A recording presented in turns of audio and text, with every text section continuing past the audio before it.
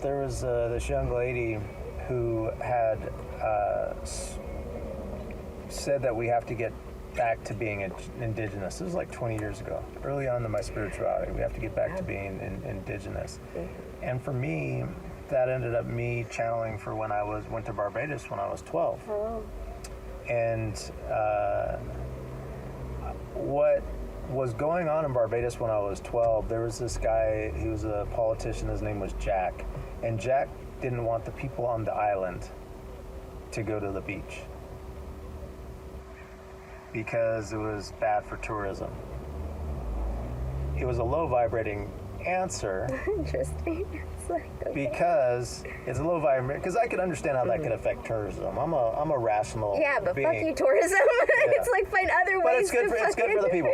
Find other ways to empower your people. Like let them be able to benefit from this in a way. Empower your people so it's not doing it. Yeah. So this musician, Mighty Gabby, wrote this song, Jack.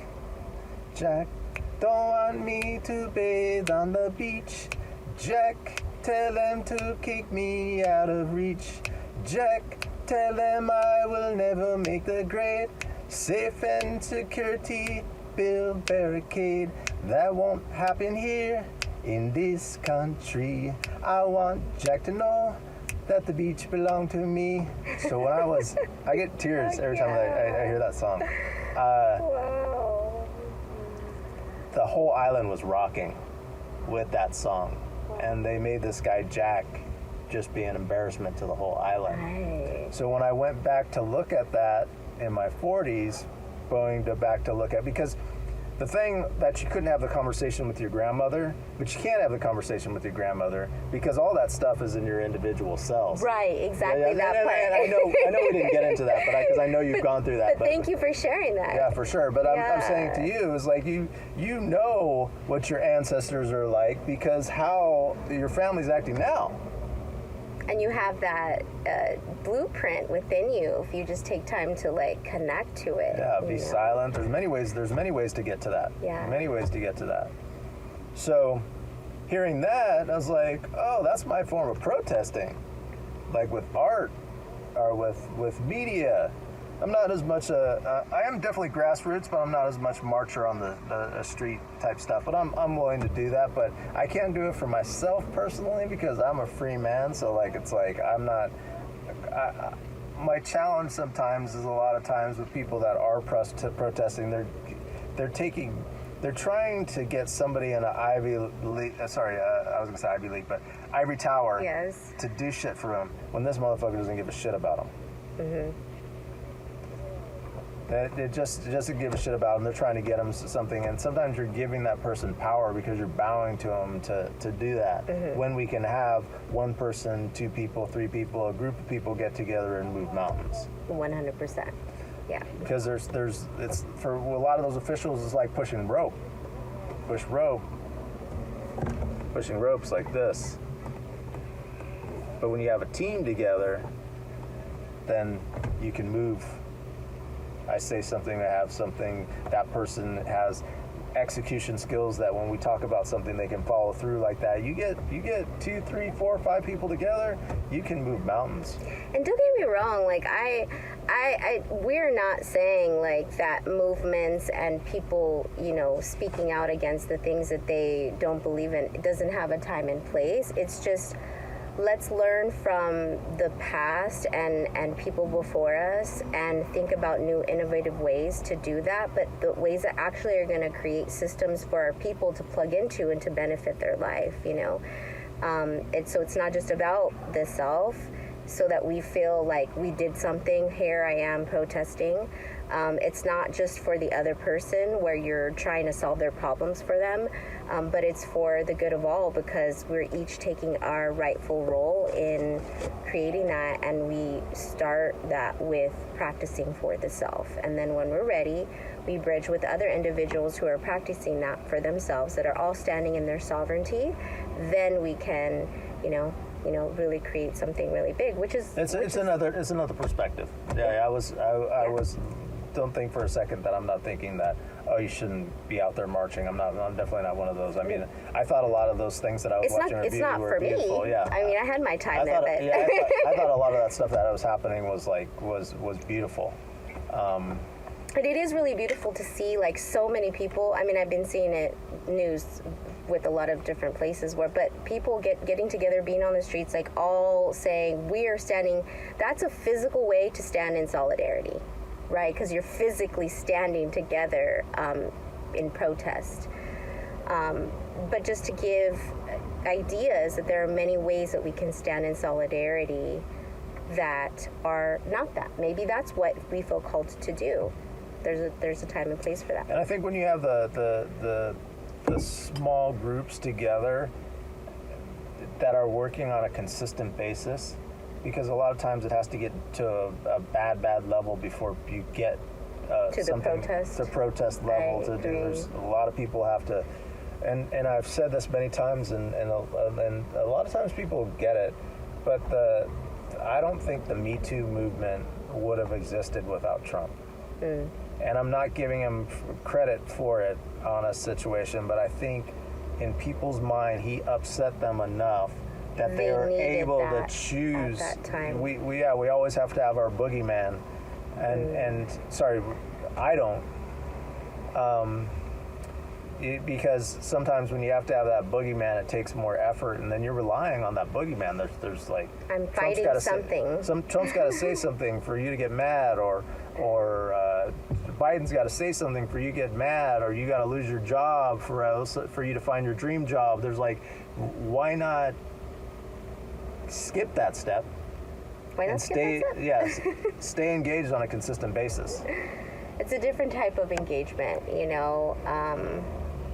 And I think if you have the capacity, it has the sustainability piece of it will really take you far.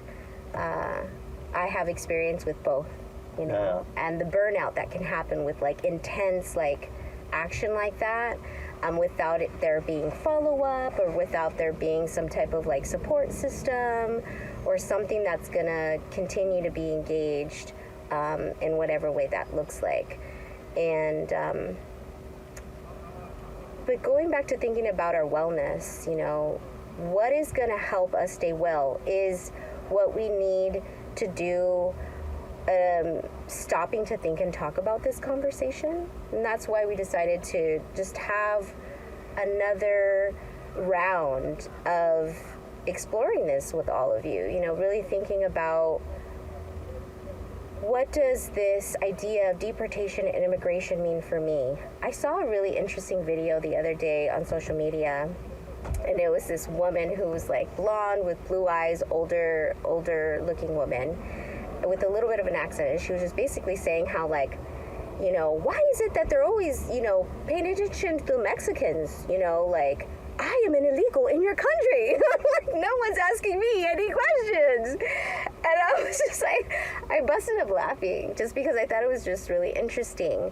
But I think that just recognizing the way that the feeling of discrimination, or that feeling of feeling othered, or like this idea of injustice, like, I want to encourage us to really like start thinking about what those layers are for us, because they're deeper layers that are coming out to the surface for us to explore, because it's really, really important that we stand in our power and not go into victimhood. Like, that is so important right now. We cannot create change if we're feeling like we're a victim. That is just like an oxymoron. Or we cannot evolve. We'll use Steve's term. You know, we cannot evolve. I made the term I made up. We cannot move forward in, you know, really creating a new evolutionary version of what life on this planet is. So we have to really practice this staying in a vibration of love. Yes, let's be compassionate. Yes, let's care about that. You know, the issue of diaspora, so for those that are not familiar, is just basically a scientific term that means the result, the socio-political cultural result of Native people being pushed off their land, whether it's they can no longer financially live there, whether they've been like expatted, you know, they've been militarized, forcefully removed from that land, whatever that may look like. There's war, all the stuff that's happening in the Gaza Strip, like all the things that are happening. There's so many layers there, and that is a very unfortunate thing. It's here for us to see and to notice what is going on in the world. What are the things that we need to reevaluate? What do we need to reevaluate? And for me, as like a mentor, a guide for the new earth, this concept I've been talking about for a while, which is a frequency, it's a vibration, it's a paradigm shift into creating systems of harmony with the earth and living in abundance with all that she has to offer us, has a lot to do with us coming into recognition of some of the distortions and some of the systems that are not in alignment with those natural laws, because reciprocity is so crucial, because it's a natural law. Reciprocity is so crucial. So let's practice creating those systems, those approaches that we want to see in the world. You know, let's practice that with each other. And if you have resources and you can, you know, start an advocacy group because it's something you're passionate about, this topic, or, you know, get someone to do it pro bono, or just get people who are knowledgeable about this together to start having support systems. That is the number one thing when we are feeling like we're in despair or we're afraid. Support is needed. You need some support so you can come back into alignment with yourself, and I want to invite you to do that. And one of the things that we alleviate, we look towards in other videos is breathing is the best way to get aligned back with yourself. And here's a breathing technique that I had come across. So what you do is you breathe in for 7 seconds. You try to get to 7 seconds. It's a little hard in the beginning. So you breathe in your nose for 7 seconds, and then you breathe out for 7 seconds. I'm going to do it right now, but I'm going to tell you it again. You breathe in your nose for 7 seconds and breathe out. So go ahead.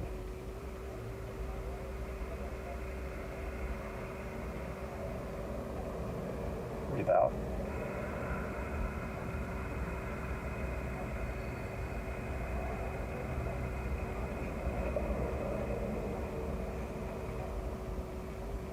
And as you do that on a consistent basis, I do that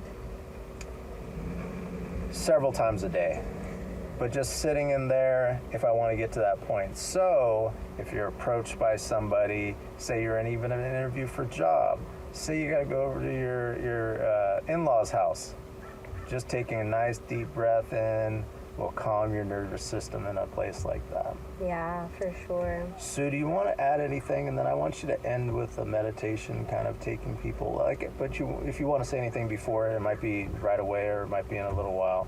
But do you have one thing you want to add to that point, or something that you would think of? Thank you for sharing that breath.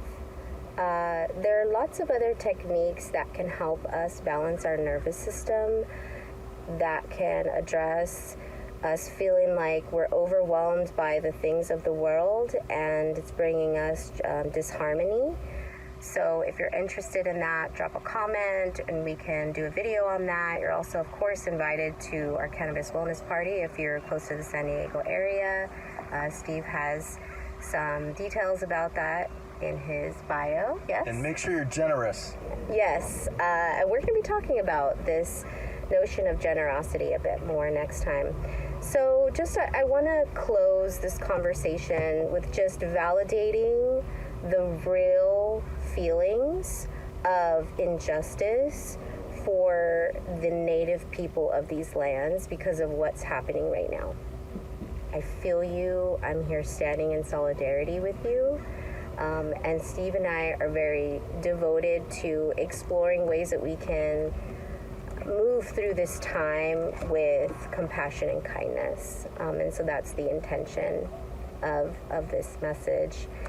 And so I want to just close with just saying that. And if you are in need of support systems, resources of some sort, you want to tap into ways to create community spaces or groups, or you're ready to, you know, take the next step in your own evolution, please reach out to Steve and I, because we have lots of individuals and or ourselves to share our insights and knowledge with you. I think that's a good one. Yeah. Right. Yeah.